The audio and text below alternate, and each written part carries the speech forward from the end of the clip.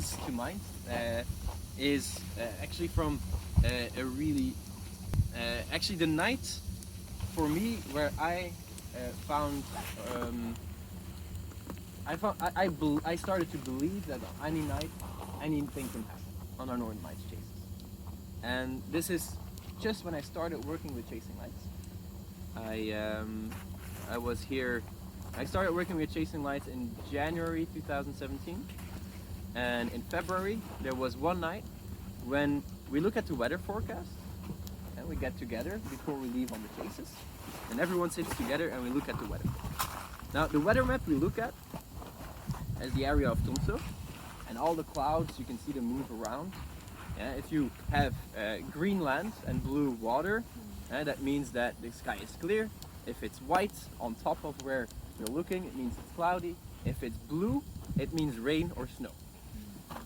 The darker the blue, the more rain or snow will fall. That night, the entire weather map was purple. Never seen it before. Never seen it again. That night it was purple, it was crazy. Everyone in Tromsø cancelled their tours, but we didn't. And I was coming to work, oh no. And we left Tromsø in a snowstorm. Snow was falling in snowflakes the size of my fist. I mean, obviously a little bit over exaggerated because, you know, every time you tell the story my fists get even bigger.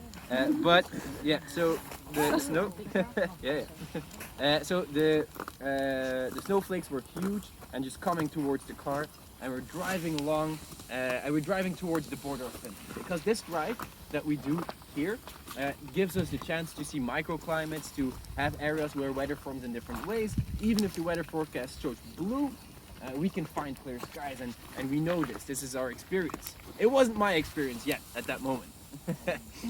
So I was a bit skeptical. So I was on a minibus chase, and we were driving. We had to stop about 15-20 minutes every time to clear the ice from the windscreen wipers. So we couldn't see anymore, so I had to stop, clear the ice from the windscreen wiper, and keep driving.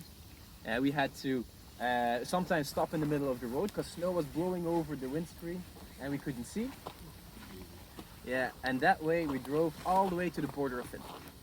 Our big bus was already ahead of us, and we had a few minibuses in line as well. And our big bus was already ahead of us, and they told us they passed the border, and so there is a stone that marks the border, and there's a big parking lot next to it.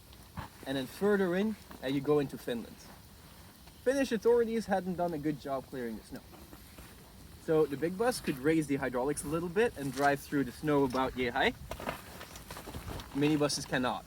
Yeah, so the big bus told us, okay, it's too much snow, you have to stay at the border parking, and the big bus turned back wherever they could. There was a bit of time until they found a place, and they turned back. And we were all together, a similar parking lot to this one. And you can imagine 2 big buses and 4 minibuses parked together, and everyone standing outside, and it's snowing heavily. And we decided, okay, we all knew this was gonna happen, you know, we don't know what weather is gonna be like. We all knew there was a risk. There's always a risk when you work with nature, but we're gonna have fun. So we started making snow angels, doing snowball fights, making snow forts, snowmen, and everything you can imagine. We had a great time. And then we got information, like maybe 10 minutes in our being parked there, we got information that the road to Norway was closed because there was too much snow that blew over the road. So we had to wait for the snowplow to come in and out, and we called the authorities. Snowplow would be there 1.5 hours. 1.5 hours is nothing, that's fine. We started some campfire, you know, we still played in the snow, and we had a great time. And then all of a sudden, the snow started giving out. Less snow. We're like, okay, that's interesting. And then less snow, and then all of a sudden the snow stopped.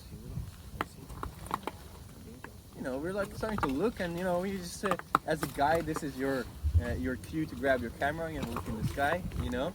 And we're just looking, and you know, we took turns a little bit, you know.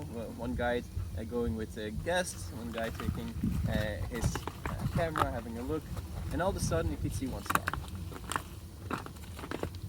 A minute later, 2 stars.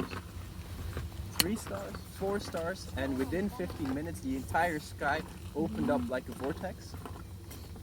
And I know it sounds unbelievable. It was, it still is, but it's true. I saw it with my own eyes. The entire sky opened up like a vortex and the northern lights came out really strong all overhead. And that is by far not the strongest northern lights I've ever seen, but it is still the most beautiful night I've ever had. Just because it was worth it.